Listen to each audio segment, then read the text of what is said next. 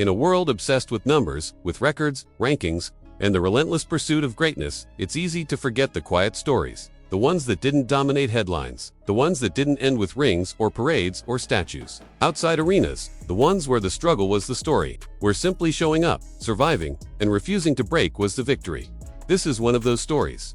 It begins not in a stadium, not in a crowded gym, but in a small farming village. Nestled deep within Punjab, India, a place where dreams rarely grow, where the soil yields crops, not legends. And yet, from this forgotten corner of the world, a boy named Satnam Singh did something no one else in his country had ever done. He forced the world to look. He made the NBA call his name. It starts with size. That's often how basketball stories begin. But this wasn't just a tall kid playing in a big city. This was something different. Satnam Singh was a giant, even among giants. By the age of 10, he was already 6'6". By his teenage years, he was over 7 feet tall. But unlike in the US, where scouts swarm over promising young athletes, Satnam's village didn't even have a proper basketball court. Most people there had never even seen a basketball game.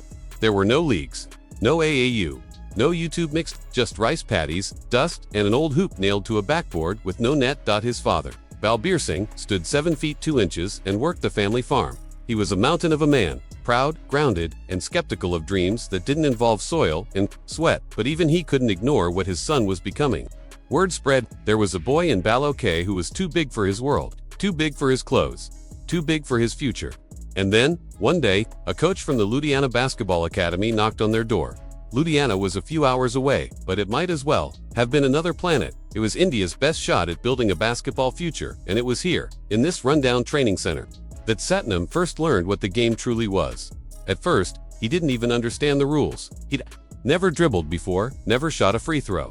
But the coaches saw something raw, a body that didn't belong, a hunger that couldn't be taught. They took him in, and his journey began. He lived at the academy, away from his family, away from everything familiar. The rooms were small, the food was basic, the winters were freezing, the summers unbearable. But Satnam kept going. Every missed layup, every awkward step, every confusing drillet was part of the process. He was learning a new language, not just in words, but in movement, in competition, in self-belief.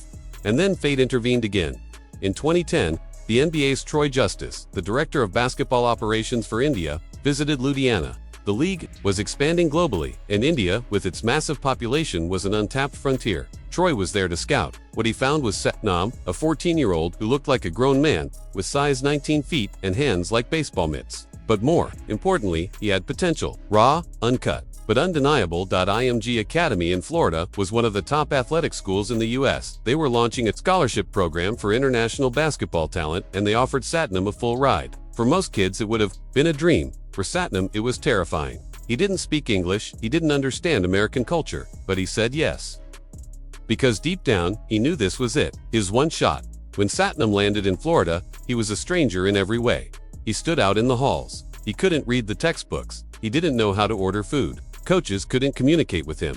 Teammates laughed at his broken English, but he showed up every day. He practiced, he lifted weights, he studied, he failed, he tried again. And slowly, brick by brick, he built something real. In his early years at IMG, he didn't dominate. He wasn't even starting. He averaged under 5 points a game. He was awkward, slow-footed, and still adjusting to the speed of elite basketball. College scouts watched and shrugged, but Satnam didn't let up.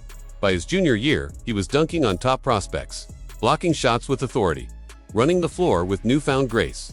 He was still raw, but the tools were there. He had offers from Kentucky, Arizona, and UCLA. Big-time programs were interested. He was on the cusp, and then came the heartbreak. Satnam was ruled ineligible to play college basketball. Despite speaking English and living in the US for years, he failed to meet the NCAA's academic standards. It was a crushing blow. His path to collegiate stepping stone to the NBA was gone.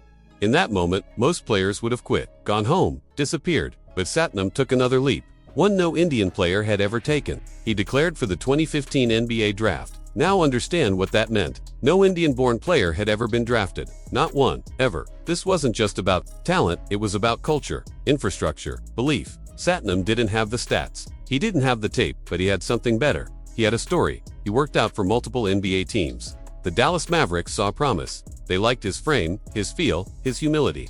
They saw a project, not a product, but one worth investing in. And on June 25, 2015, the impossible happened. The Mavericks selected Satnam Singh with the 52nd pick in the NBA draft. It wasn't the lottery, it wasn't the first round, but it didn't matter. For the first time in history, an Indian player had been drafted into the NBA. Satnam dropped to his knees. His family back in Punjab wept. Media outlets across India exploded. 1 billion people had never watched the NBA before, but that night, they tuned in. What followed was bittersweet. Satnam never played a regular season NBA game. He joined the Mavericks for Summer League, but he was clearly a developmental project. He spent 2 seasons with their G League affiliate, the Texas Legends. His stats were modest. Minutes were scarce. His footwork was slow. His decision-making, inconsistent. But he never stopped showing up, never stopped learning, never stopped dreaming. And maybe, that's what makes Satnam's story so powerful. He didn't become a star. He didn't sign shoe deals or light up box scores, but he carried the weight of 1 billion people on his back.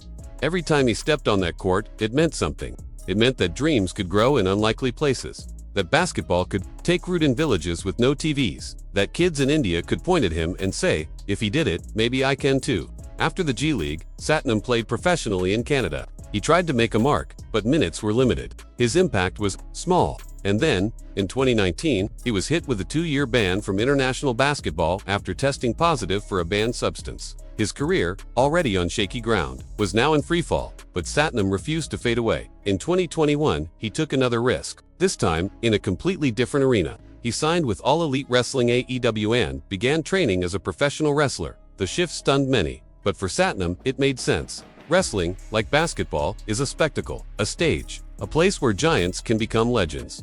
He debuted in 2022, towering over opponents, slamming bodies with ease. His charisma grew, his fanbase swelled, and once again, Satnam made history, becoming the first Indian-born AEW World Tag Team Champion. No, Satnam Singh didn't conquer the NBA. He didn't become the next Yao Ming, but he became something else, a symbol, a pioneer, proof that talent knows no borders and that greatness isn't always measured in championships. Sometimes, it's measured in courage, the courage to leave everything behind, the courage to fail publicly, the courage to keep going. Satnam's story isn't over, not by a long shot. But even now, years after that draft night, his name still echoes. Not for what he achieved, but for what he made possible. For India, for basketball, for every kid told that dreams like this are too big for people like them, Satnam Singh proved them wrong. And in doing so, he became a legend, not because of stats, but because of heart.